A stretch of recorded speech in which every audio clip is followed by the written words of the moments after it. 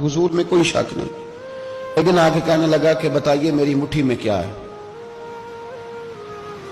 तो नबी पाक सल्लल्लाहु अलैहि वसल्लम ने फरमाया अगर मैंने बता दिया, कहने लगा अगर आपने बता दिया तो मैं कलमा पढ़ लूंगा।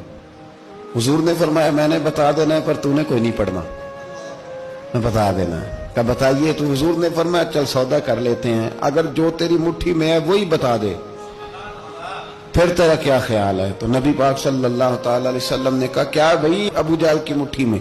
तो उसकी मुट्ठी में कंकर थे, कंकरों ने कलमा पढ़ना शुरू कर दिया। जब कंकरों ने कलमा पढ़ा, पत्थर थे वो, उन्होंने कलमा पढ़ा।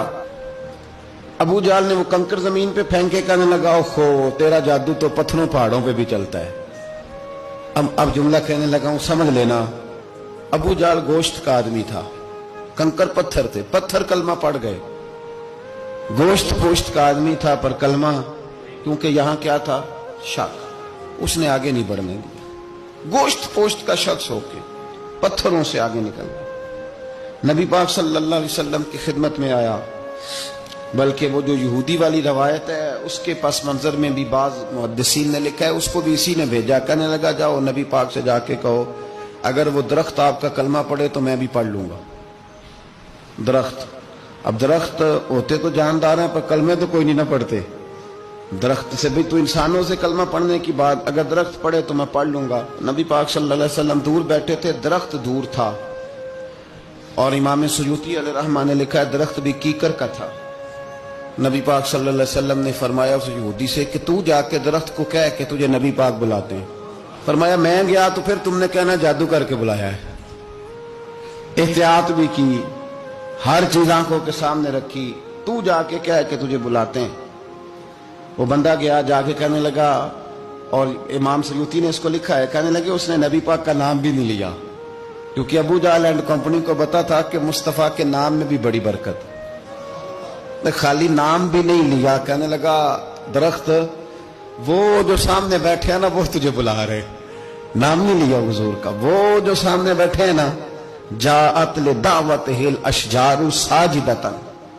इमाम बोसीरी कहते हैं दरख्त आया और सजदा करता हुआ, जमीन चीरता हुआ आया। किस तरह आया? पहले आगे झुका, फिर पीछे झुका, दाएं झुका, बाएं झुका। यहां भी लिखने वालों ने लिखा है कि वो ना दरख्त अपनी जड़ें उखेड़ रहा था। जब चलना था ना उसने हुजूर की तरफ आना था तो आगे दाएं बाएं हुआ, जड़ें उखेड़ रहा था। लेकिन हमारे उस्ताद जब हमें ये रवायत पढ़ाया करते थे तो कहते थे जड़ें नहीं उखेड़ रहा था। जब उसने सुना मुझे नबी पाक ने बुलाया तो उसे वजद हो गया था, वो झूमने लग गया था, झूम रहा था। हुजूर ने मुझे बुला लिया, जाअत ने दावत हिल अशजारु साजिदा। तो दरख्त आया, उसने आके नबी पाक को सजदा किया। लकड़ी का बना हुआ दरख्त है, सजदा किया। सजदा करने के बाद दरख्त उठा और उठ के उसने नबी पाक का कलमा पढ़ा। वो जिसको अबू जहल ने भेजा था ना यहूदी, वो दरख्त की हालत देख के कलमा पढ़ गया। वो कलमा पढ़ गया, लेकिन यही बेईमान कहने लगा ओए होए इनका तो दरख्तों पे भी जादू चलता है।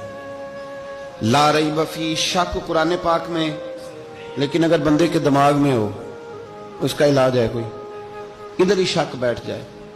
कोई सादी मिसाल देता हूं कि सामने दीवार साफ हो लेकिन गर्द अगर आईने पे पड़ी हो, दीवार साफ करनी चाहिए कि ऐनक का शीशा साफ करना चाहिए?